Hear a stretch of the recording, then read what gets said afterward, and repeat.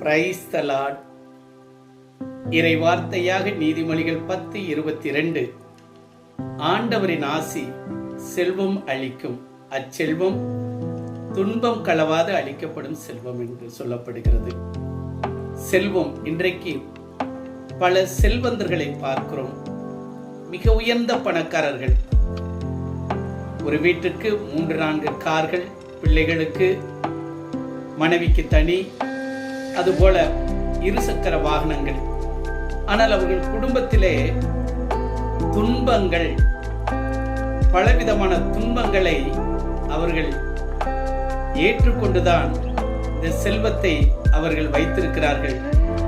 ஆனால் ஆண்டவருடைய பிள்ளைகளுக்கோ எந்த விதமான குறைவும் இல்லாதபடி ஆண்டவர் வழங்கக்கூடிய செல்வம் மிகுந்த ஆசீர்வாதம்.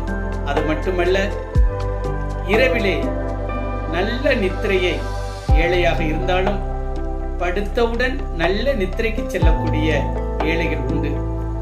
அவர்கள் எந்த பண தேவைகள் இருந்தாலும் அவர்கள் கவலைப்படுவதில்லை. ஆண்டவர் பார்த்துக் கொள்வார் என்று அவர்கள் நினைக்கிறார்கள். கடவுளும் அவர்களை பார்க்கிறார். அச்செல்வம் நிலையானது.